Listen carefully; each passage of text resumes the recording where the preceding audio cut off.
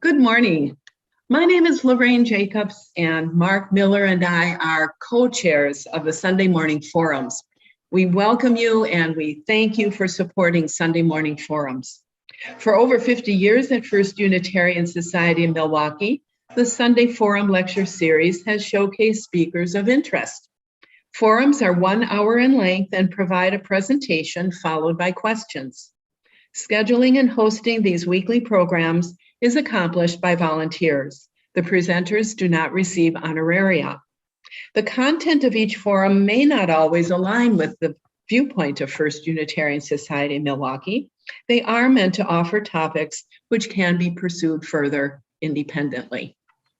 Before we begin today, I do want to remind you about next Sunday, February 20th. Our topic will be Wisconsin can close prisons now. And the speaker is David Liners. And today I'm happy to be with and welcome Andrew Dressel. I feel like I know him, but I'm just really kind of meeting him today, and it's been fun.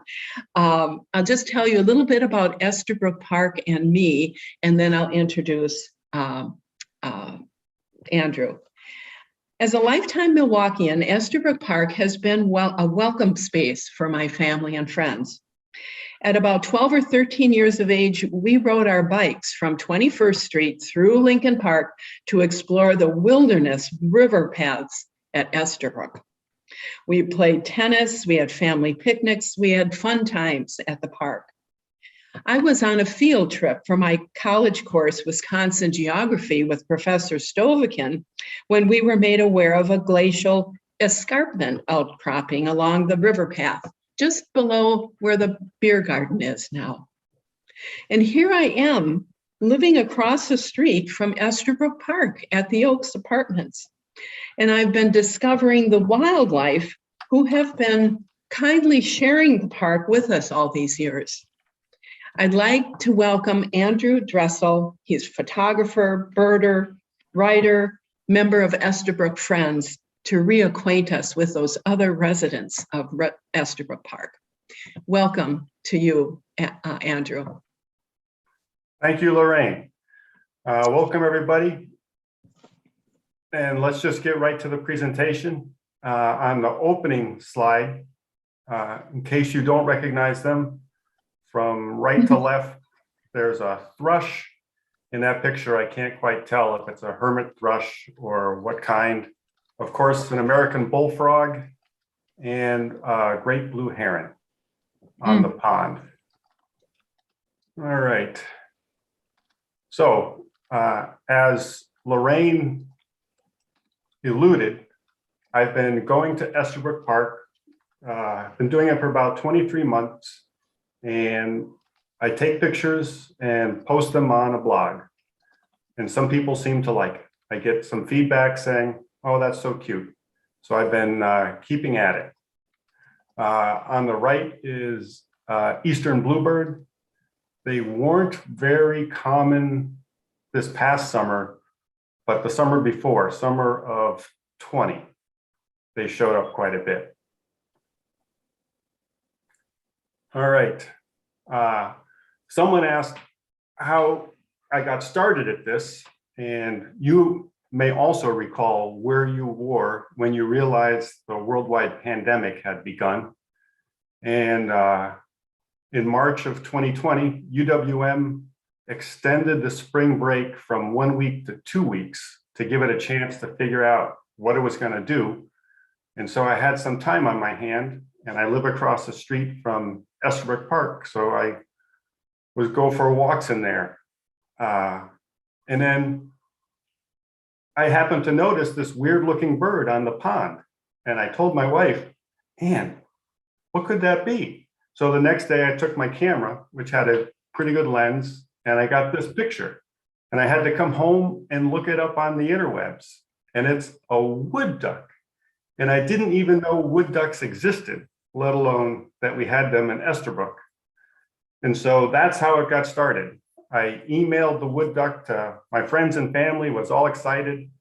And then the next day it was a merganser, and the next day it was a grebe, and I just couldn't believe what I was finding. All right. Since then, sending email messages was a little bit time consuming. So I upgraded to a WordPress blog. And as of this morning, I've posted 518 times, approximately once per visit. And no one is more surprised than me that I've been able to get pictures of 13 different mammals, 123 different birds, various reptiles, amphibians, crustaceans, and 75 insects, the butterflies, dragonflies, damselflies, mostly those. All right. Oh, and this is snapping turtle. We have at least one huge one in the pond, and I was thrilled to find that we have a few in the river. And this spring, this particular individual was trying to get from somewhere else to somewhere else from the river. So I found it up on land a couple times early in the morning, and it posed for this picture for me. All right, next. Oh, good. Before I forget, I want to make sure I thank all the people and organizations that make this whole process possible. And I'm sure I left somebody off, but of course, Milwaukee County Parks that maintains the park for us, the Milwaukee Metropolitan Sewer District that has been working on revitalizing the Milwaukee River, and they are in the process now of planning a way for the fish to get around the waterfalls in Estabrook Park. They're not naturally occurring. They're left over from when the whole area was a cement quarry and factory. And so the fish that used to spawn upriver get stuck at the falls. Some can get over it, of course, but not all. And so MMSD is planning to construct some kind of fish bypass to help them spawn further upriver where they belong. Milwaukee River Greenway and the Milwaukee River Keepers have done an amazing job of turning it into not just a little isolated island of wildlife, but a whole string of wildlife up and down the river.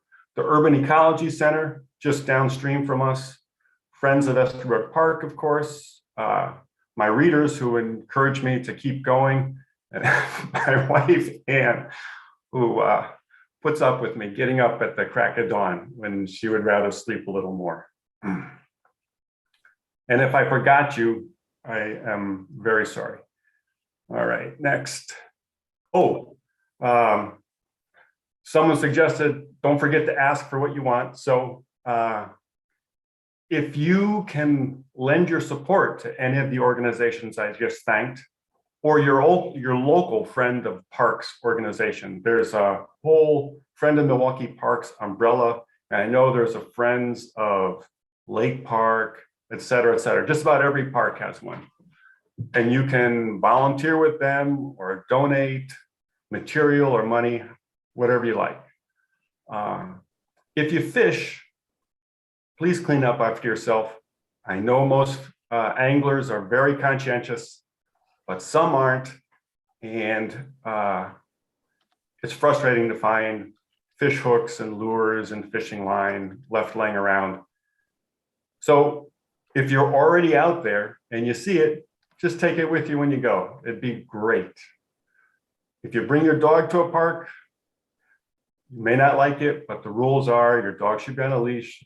And it makes it easier for us to enjoy the wildlife if your dog is running around in the designated dog park and not down on the river.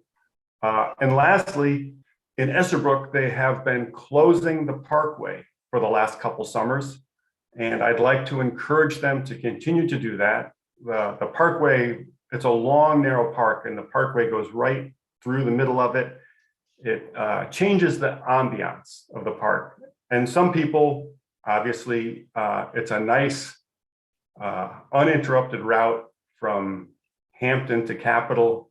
And so it's used by commuters as well. And they could just as easily commute on Wilson, the nicely rebuilt Wilson Drive, and leave Estabrook Park for us to enjoy. All right, enough of that. Oh, I get asked from time to time, how do I find all these things? Oh, did I say what that was? Oh, that's mallards, a mallard hen with her ducklings. And these are a couple of American toads getting ready to make more American toads in the Milwaukee River. So how do I find them? And the short answer is I look for them. If you're just strolling through the park and you're listening to your earbuds, you might not see much. But if you take the time and look in the nooks and crannies, maybe where people aren't all the time, or when animals are out, which is often near the crack of dawn, you can find amazing things there. And I look for them a lot. I go almost every day, and that improves my odds a lot. Some things I've only seen the river otter one time, but if I hadn't gone that one day, I wouldn't have seen the river otter at all. So if you're looking for stuff, it helps to look a lot. And then finally, a pair of binoculars helps with the birds. I was stunned to find out how much it helps because I wasn't using them for a while. And then I found a pair in the park, and they turned out to be quite handy. All right. Ooh, how do I know what these things are? And the quick answer is I certainly don't. I'm starting to learn, but thank goodness for the interwebs and Dr. Google and all his sidekicks. The Cornell Lab of Ornithology has a great website to help you identify birds. For identifying plants, there's this plantnet.org. WisconsinButterflies.org has a really nice catalog of the butterflies you're likely to find here, and WisconsinDragonflySociety.org, because there's so many dragonflies. And this is a Halloween pennant of all things. It's a little bit orange and a little bit black. So I saw it in July, I think, not in time for Halloween. They've pretty much taken off by Halloween, but you get the idea. All right, what's next? Oh, just a map. If you're not familiar with Estabrook Park, it is, as I mentioned, along the Milwaukee River between East Hampton and East Capitol Drive. This is a map I borrowed from the Milwaukee County Parks Department. And you can see it's pretty long and narrow. The parkway goes right up through it. On the east side is Wilson Drive and the Oak Leaf Trail, which gives a nice little bit of a buffer. And on the west side is the Milwaukee River. And up near the northern end on the east side, there's a small pond. And then there's the beer garden and soccer fields, a baseball diamond, a skate park, a dog park, all kinds of fun things. Okay. Next. Oh, what makes Estabrook Park so special? And why we find so much there, I believe, is that, well, the Milwaukee River is a huge draw to wildlife, and the whole Milwaukee River Greenway lets them come and go. I've seen deer and coyotes, squirrels crossing the river, both swimming in the summer, well, not the coyotes, but on the ice in the winter. And the falls and the little bit of rapids south of the falls aerate the water, which makes it better for wildlife and keeps open water in the wintertime. That's how we get to see some of the amazing stuff all winter long. There's mergansers and buffleheads and goldeneyes coming to visit the Greenway. Oh, and the pond, I don't know how or why, but some of the birds like to go down to the river. Some like to come up to the pond. The fact that we have these two resources in the same park gives you twice the chance of finding something fascinating. And then Lake Michigan's nearby. So we're in a flight path for a lot of migratory birds, and they'll look over and say, well, maybe that's a nice spot. to take a breather. And that's how we got the pie-billed grebe on the pond, or the cormorant on the pond last summer. Really cool stuff to see. Oh, and this is a yellow garden spider. They are huge if you're not familiar with them, and very exciting to find when you don't expect them and you're traipsing through the brush looking for something else. So that was a thrill for me. All right. Why don't I have a snowy owl picture? If any of you have been following the news, we've had a big eruption of snowy owls this year, and everyone and their brother was posting pictures on Instagram. And I don't have one because they haven't been to Estabrook Park, as far as I know. Plenty of people are into birding and they travel far and wide. They go up to Horicon or they visit the various parks. I know there's a pair of screech owls down in Seminary Woods that are very popular. And I just assume go to the local park across the street and see who's there. And it hasn't disappointed me yet, so I don't have a need to go down to the lakefront to see a snowy owl. Hopefully one will come by. In the meantime, I'll take pictures of who does visit Estabrook. And once in a while I go on field trips, like up to Colarandre for camping with the family, and I'll bring the camera and take pictures from there. But it's been fascinating to really focus on a pretty small area, just 125 acres, and see all the comings and goings over the seasons and over the years of who we get to visit. Oh, people want to know how I must have the greatest camera in the world. It's pretty good. I had to upgrade after my some of my owl pictures were disappointing, so I got my courage up and said to Anne, "Oh, honey, I'd like to get a new camera." And she said, "Okay." That was easy. If only I'd known, I would have gotten one sooner. But anyway, that's not the most amazing thing. I think the gold standard people have is 600 millimeter lenses. This is only 400. But this is what Fuji has, and I really like the Fuji capture and reproduction of color. It makes the pictures, in my view, a lot prettier than some I see from other cameras. So I'm sticking with that, and it's been doing a good job. So that's where we are. If you're curious, that's what it is. Oh, and some people, I would have, before this process, assumed that, well, the park's pretty empty in the wintertime. And no one, as I said before, is more surprised than me to find, holy smokes, there's all kinds of things in the wintertime. Partly because of the open water on the river, but we get buffleheads and golden eyes and mergansers on the water. Bald eagles come down. We had an osprey for a while in October and November. There's been an immature bald eagle cruising up and down the river this week, but I've got pictures of mature ones. And now there's red poles that usually breed on the shores of Hudson Bay, of all places, and little winter wrens, and that other one is a crossbill. That's part of the red pole eruption that we're experiencing here. So there's always something going on.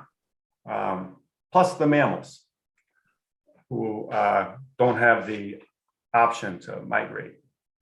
All right, so next up. Oh, I would have thought for sure I've seen everything by now, but I keep getting more sightings. So that's why I keep going. Plus, I need the exercise, and it's super convenient to just go to the park to exercise.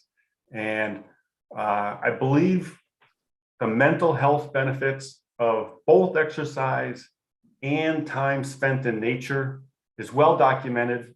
And who doesn't need a little help with that these days?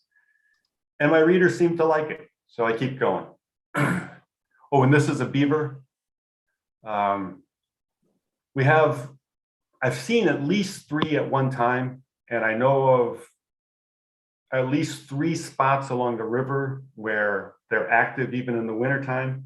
And so they're mostly nocturnal. So your best bet to see one is if you go really early before it gets very light out, or you don't have to be super early this time of year when they're kind of tired of being in their den. And I've caught them just sitting out on the ice, munching on something, 10 o'clock in the morning in the bright sun, which is a super treat. All right, what's next?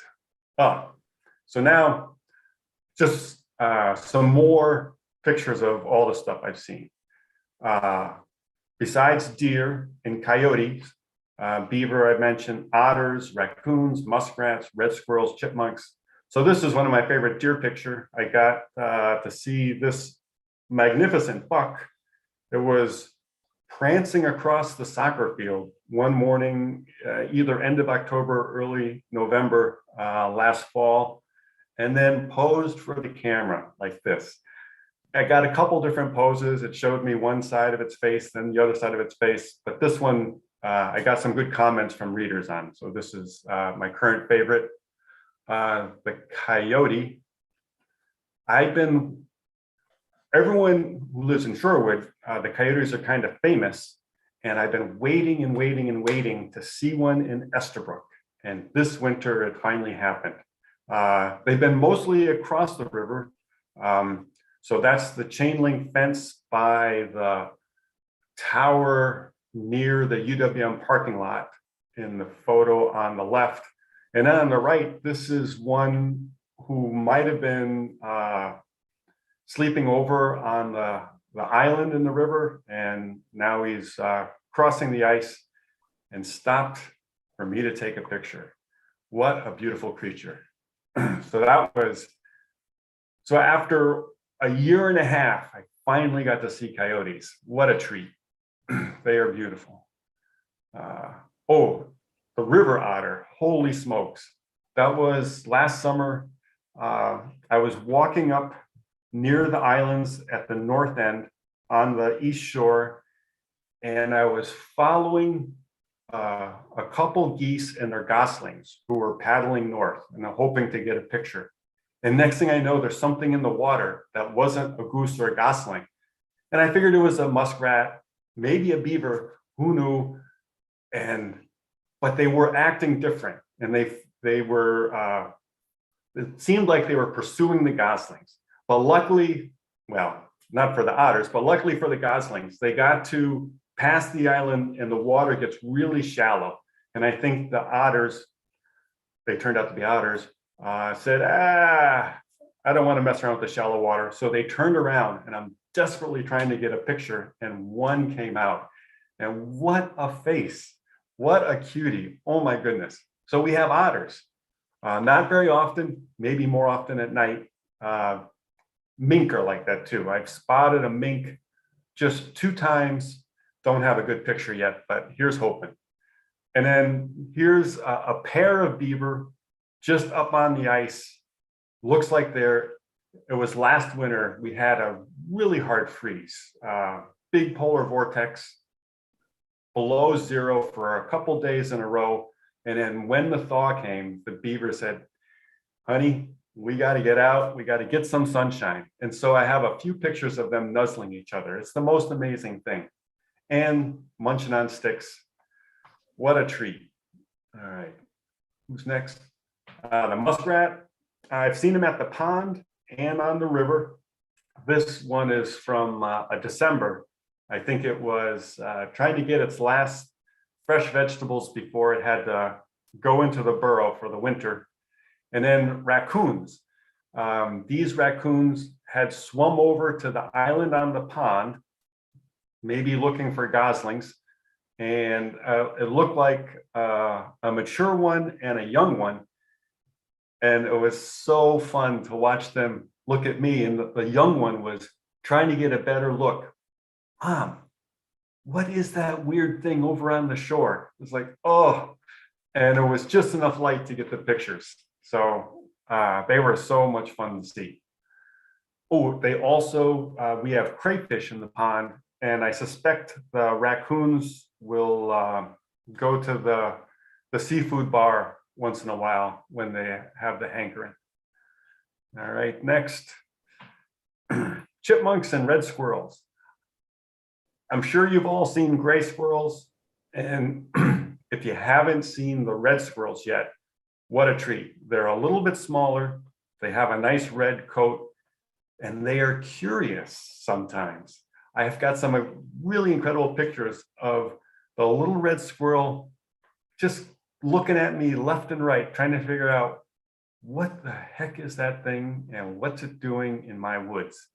So that's a hoot. All right, that's it on the mammals. There's possums, I know, but I haven't been able to get one. They're really nocturnal for the most part, so no luck yet. But in bats, that's going to be a hard picture to get. And there's mice. There's all kinds of mice and voles, but no pictures yet. But fingers crossed. All right, on to the birds. Oh, we've got raptors, amazing raptors. So there's one of my best bald eagle pictures. They'll perch a little bit, but they are really hard to get close to. That expression, eagle eyes, now that's where it comes from. They don't like to have people within their sight, and their sight is really, really good. And we had an osprey, as I mentioned already, last October for a couple weeks, regularly fishing on the river, on the rapids part below the falls. And you can see the color in the maple tree leaves. And I, at least 3 times, I found it after it had caught a fish. I never managed to catch it doing the fishing, which would have been amazing, but just to have such a magnificent bird right there to look at was astounding. We have at least 2 hawks, red tails all the time. Right now, there's a pair of red tail hawks at the north end. They seem to be liking to perch on the big trees on the west side of the river. And one time they flew up to that old chocolate factory on Port Washington Road, which has a fancy old brass cupola on top. And I got pictures of the 2 hawks hanging out on top of the cupola, which is kind of fun. But they come over to the east side. A couple weeks ago, they were both there together. And then Cooper's hawks, we have those all over the place. There was just one at the pond yesterday that was as surprised to see me right below it as I was to see it right above me when it flew in and perched. They are mostly looking for birds, and I think a mourning dove would make a great Cooper's hawk breakfast. We get peregrine falcons from time to time. I've only seen them 2 times, but I'm sure they're there more than that. That's the one on the left. And we get merlins, of all things. They're not real common here, but in the wintertime, as they're just roaming around looking for something to eat, we get merlins in Estabrook. And then finally, my favorite, I think, is the American kestrel. They are tiny. It's really easy to mistake them for a mourning dove based on their size and shape. Their head's just a little bit bigger, but they're about the size of a mourning dove. And early in the morning, when you can't see the color, the silhouette looks almost the same. And in the picture on the left, you can see it had caught a little mouse already. And on the right, it's probably still hunting. So that's been a thrill. And only this winter, it's been one, a female, hunting in Estabrook Park. And the last big one is the great horned owl. It's usually on the island at the north end. 2 of them one time. A friend of mine who I see looking for birds on Sunday mornings, Lisa, pointed out that one morning there were two of them up in the maple tree on the south end of that island in the river. What an absolute sight to see. They are huge. And one time I was walking back south along the river path, and this one was right down at eye level. Holy smokes. Such a treat. Many of you, if you live in Shorewood, know that it was summer of 20. A pair had raised some owlets over on the east side of Shorewood. And I think last summer they were in Downer Woods with owlets. So great that we have such an incredible creature getting by, at least, with all our urban and suburbanization. So that is an incredible thrill to see. Okay, so despite just running through, well, we have this, we have this, we have this, there's so many more. I just want to go over some of the most exciting things. And right off the bat, if you've ever been walking in the woods and saw a wasp with a 6-inch stinger, holy smokes. I had to run up the trail to get my skin back because it had leapt clean off my body and was fleeing for its very life. An incredible thing. It turns out that's not a stinger, that's an ovipositor, and they are specialists at finding bugs that burrow into trees, and it has such a long ovipositor so that it can lay eggs on the bugs deep down inside of trees. Don't know if they could have helped with the emerald ash borer, but the fact that we have such a crazy animal right here in Estabrook is astounding. All right, so what else do we have? Curious young deer. From time to time, in the summertime, when the deer, the young fawns have mostly lost their spots by the time they're out on their own, and they'll come across me, and you can tell they're mesmerized. What is that thing? And here's one. These are the pictures I could get. It was kind of dark still, trying its best to get maybe a whiff. Can it tell by smell? Can it get a closer look? Multiple times they would come towards me and then back away, come towards me, back away, maybe stamp a foot and then back away. Magic, magic, magic moments. All right. Other ones, that great horned owl that you saw on the log, it seemed trying to get a duckling. There were a few mallards and one hen with a bunch of ducklings on the water, just out of frame. And the owl seemed like maybe it wanted one. But the mallards are quite good at marshaling their forces. They didn't even flee. They circled their wagons and they just stayed there and would not let the owl make a pass at the ducklings. And then, I mean, this is me trying to guess what's going on in the owl's head, but it sure seemed like the owl said, well, I'm here anyway, might as well take a bath. So I got to watch a great horned owl jump into the Milwaukee River and take a bath. Then it hopped up on a branch, tried to dry itself off. They shake like a dog, and then flew off. Yeah, you can't pay for that kind of experience. At least I haven't found where you can pay for that kind of experience. All right, what else? I mentioned the red squirrels. This was at the very south end. There's a little pedestrian bridge. I think they built it because they have some infrastructure that they need to have level, and there's a ravine there. So there's this fancy, beautiful concrete bridge. And this little great red squirrel could not figure out what to make of me. And it was looking at me one way, looking at me the other way, climbing up, climbing down. In the middle picture, you can see it couldn't take its eyes off me, and it was trying to reach down to that branch. It was hilarious to watch it trying to reach the branch without breaking eye contact with me. What a sight. So I hope you get to see the little red squirrels. They are a hoot. Oh, and then babies.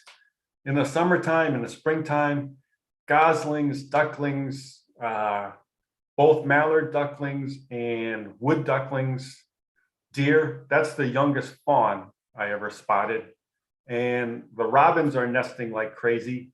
And one was just right over the water. Nest was right at eye level, completely exposed, but she made it work. She hatched and fledged 3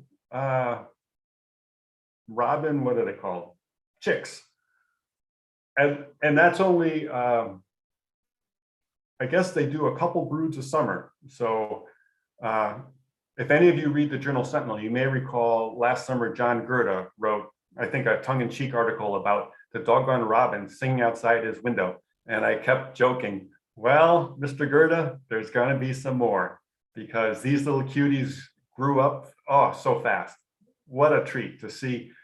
And to see the mom and the dad come in and stuff them full of worms, and they turn those worms into feathers, and it was just fantastic. Oh, and then there's been some amazing animal interactions. The wood ducks would groom each other. This is on the log in the pond. And the deer would often be running around in the river, especially when the water was real low. And this deer came across a Canada goose, and the Canada goose was doing its best Lord of the Rings, "You shall not pass" imitation. What a treat. And the deer did back up and go the other way. So that was fantastic. Let's see, a lot of catching. So this is from left to right, a hooded merganser catching a crayfish in the river. We had a great egret fishing for a few days last September. Green herons in the pond catching frogs and fish. This is a green heron on the right-hand side choking down a frog, a bullfrog. More babies. That is a northern flicker youngster poking his head, wondering, where's my breakfast, Mom? Little baby bunnies, of course. You probably see those in the yard too. And on the right is a wood duck hen with her ducklings on a cold morning. More interactions. We had a couple bucks on the river who had to come to an understanding of who was in charge. And it turned out to be the one on the left was quite in charge, and the one on the right backed off. They didn't have to come to blows, thankfully. And on the right are a pair of spotted sandpipers who were doing some amazing dance. I don't know what the purpose was, but it was quite intricate and well orchestrated. Oh, and the coyote.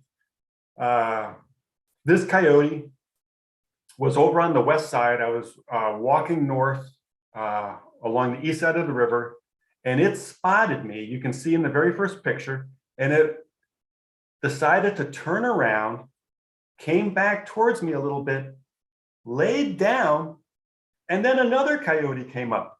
And I can only imagine what they're saying in the last frame. It's like she's saying, "Who's that, dear?" And he's saying, "Just some random guy. He's kind of slow and clumsy, but I think he's harmless." And they let me take these pictures. Could not believe my luck at that. I was about 100 yards away, so I felt pretty safe.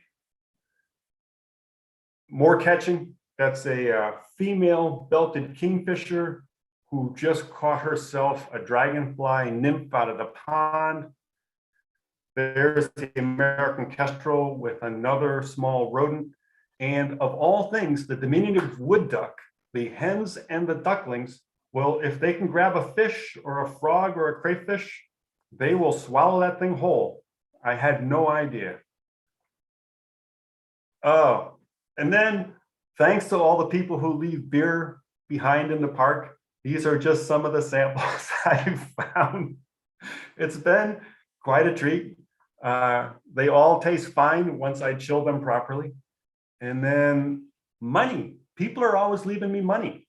I got this antique mercury dime, counterfeit. You can see the Chinese characters on the back. $20 bill and coins all the time. And oop, that's it, the end. So I think that's my time. And there's a killdeer doing some kind of display. I didn't quite understand what it was trying to do, but it wanted to show me its tail. And the American kestrel, she was just stretching before she was gonna take off from that perch. And then this is the last thing. There's all kinds of crazy stuff people leave in the park. It's not just money or beers. Like I said, I found my binoculars, jackknives, and whatever this thing is in the garbage can. All right, so hopefully we have some time for questions. Yes, hopefully, and I will work on that. I do have well, I just want to thank you, first of all, because I receive your daily photos, and it's the highlight of my email morning. I especially appreciate the coyote myself and the mushrooms that you find along the way. Yeah. So I have a friend that is a mushroom person, and I know others. So they're always fun too. And the flowers and everything, just to know it's all there is just a miracle. I feel like I've been walking with blinders. There's several people thanking you in the chat. Sue Hasselmeyer says, thanks so much. It's just a vital connection for me through the days of the pandemic. So she's very appreciative. Bruce loves your enthusiasm, and that comes through in your commentary when you're writing about your pictures. I don't know how you manage it, but it just makes me want to read more. So I appreciate that a lot. Thank you. Thank you very much. Okay, if you have a question and you want to raise your hand, I'll look for you, or electronically. Let me just check the chat. Oh, I wanted to tell people too that I have been madly scrambling to put in connections. There's a website link for the Friends of Estabrook Park, so you can find them there. They have a nice website. I found it. Andrew's email is on one of the messages, and that would be how you contact him and get on his list of readers for the daily blog. Okay. I see a couple questions I can answer. Yes. Okay, go for it. Sue is asking where I hike. Yeah. And it changes with the season and with the time of day, and it evolves all the time. Recently, I hike as close to the water as I can, because that's where I've been seeing the cool waterfowl that are just visiting for the winter. And then on my way back south, I'll take a swing by the pond, because that's where I found the red pole and the crossbill this year. And I look forward to when the ice starts to melt, because the geese will be there right away, trying to stake out their territory. And then the wood ducks and the mallards and the blue-winged teals will follow.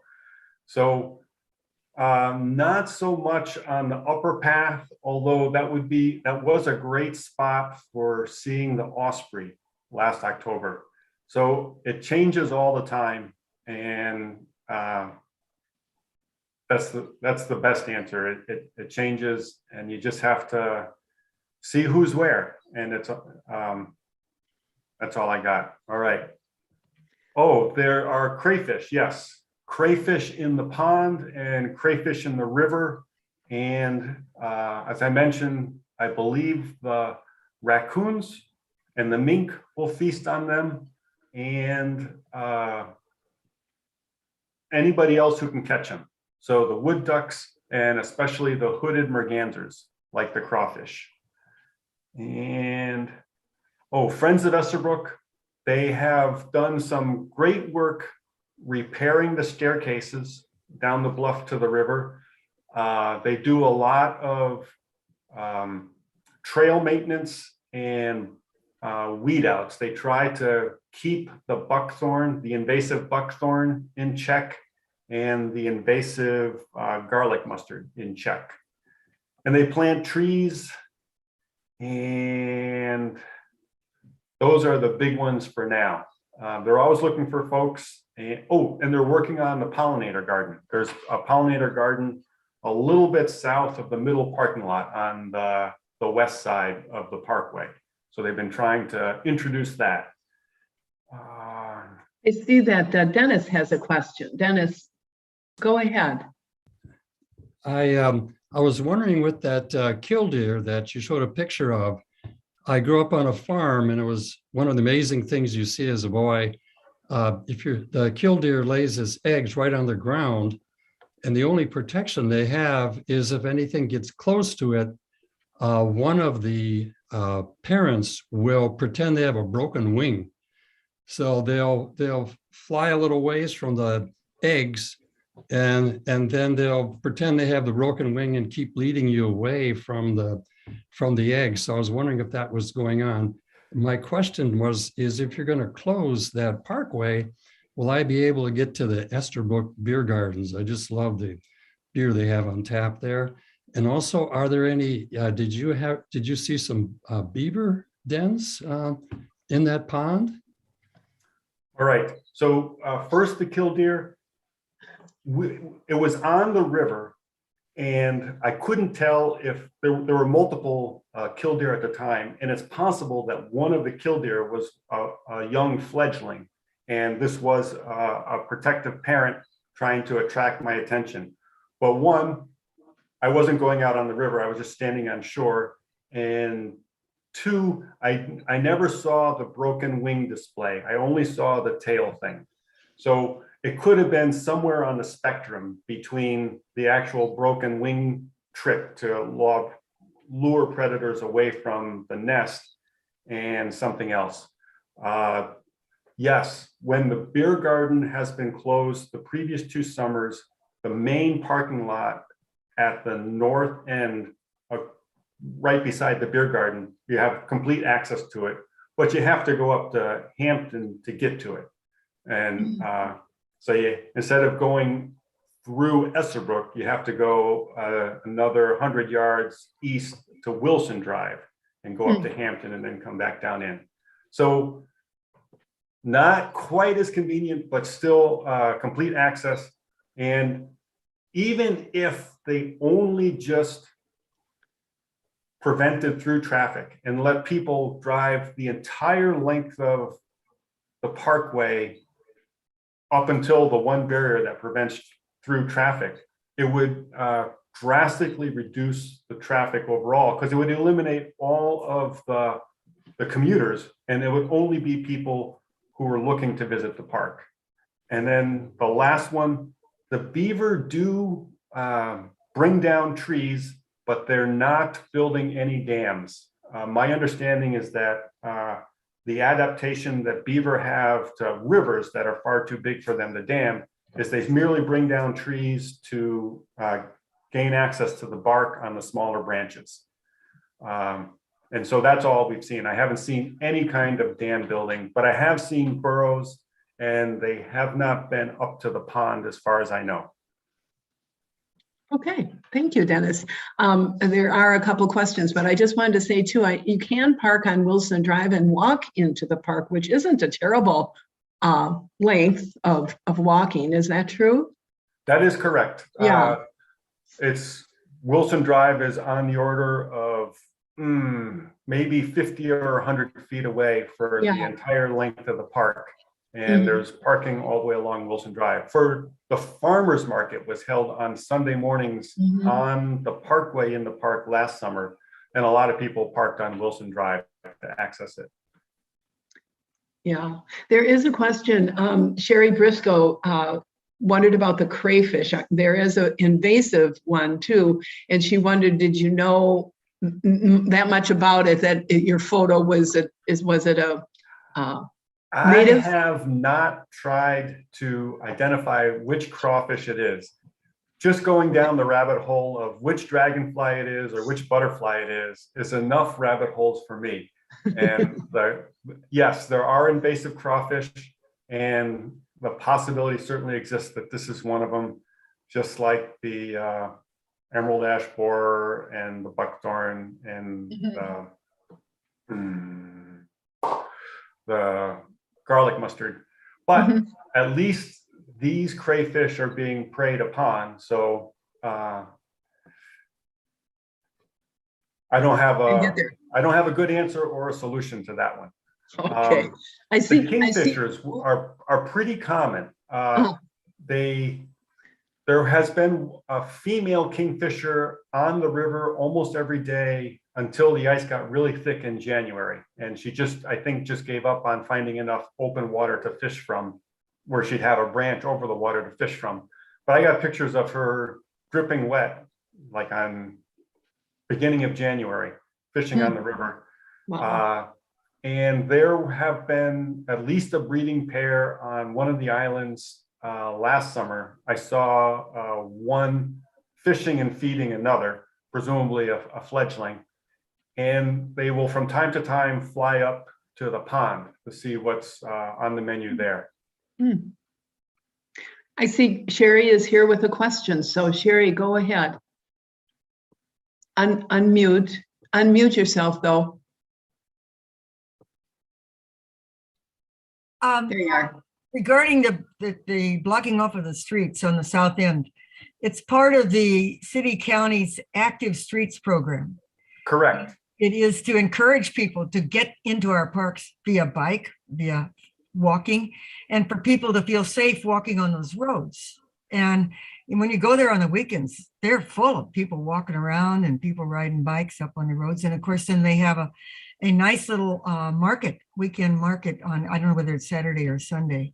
Sunday mornings it was this past year. Yeah. I'm not sure if they're going to keep the market in the park for this coming year, but yes. And so my petition on moveon.org, because they're the folks who automate doing petitions for you, is specifically to ask them to continue the active streets program in Estabrook. Good. Yes, that is true. I mean, those streets and the market, my gosh, you can't even get a bike through. There's so many people. Yeah. Sometimes. And of course, the bike path is right there too. So Yes, it is. Yeah. Dennis, are you hanging around and forgot to take your hand down, or do you have another question? Well, another question. Okay. I just wanted to thank you for those. And you have such a great knack for the light and the angles and everything. And you really demonstrate something really important in eco-psychology, and that is that if people love the land, they will naturally want to protect it.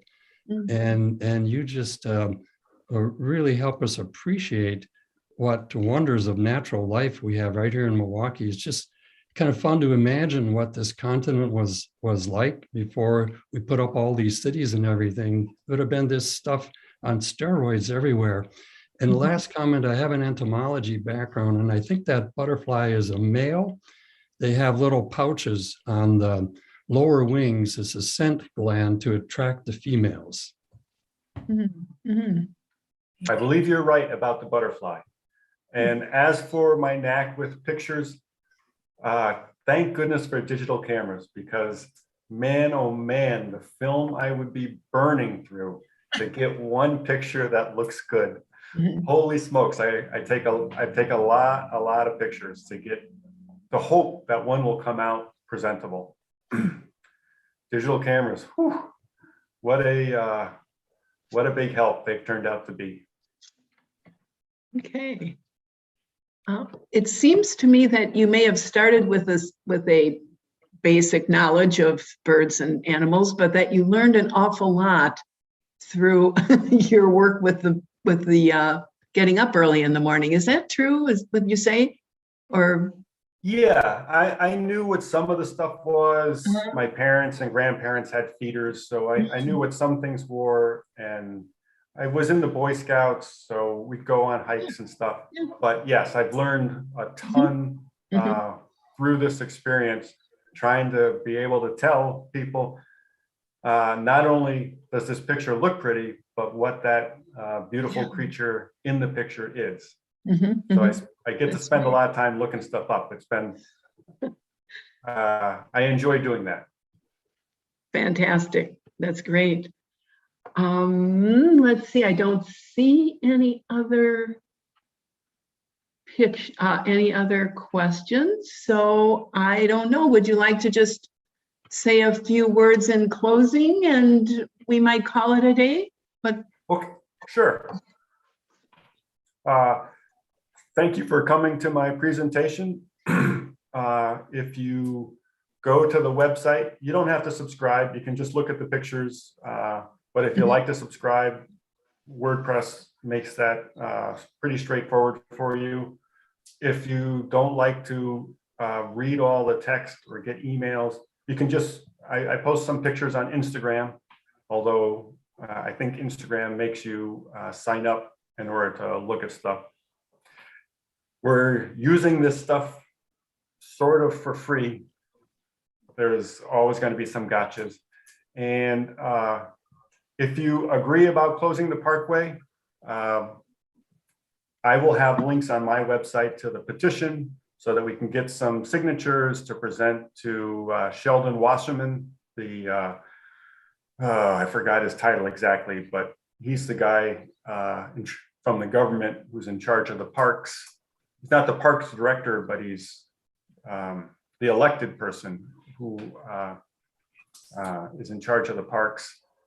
And support your parks. That's it. okay, and I just put in the link to the blog, which someone had requested, so it's there now. And Sherry, Yeah, I'm going to do that. Yeah.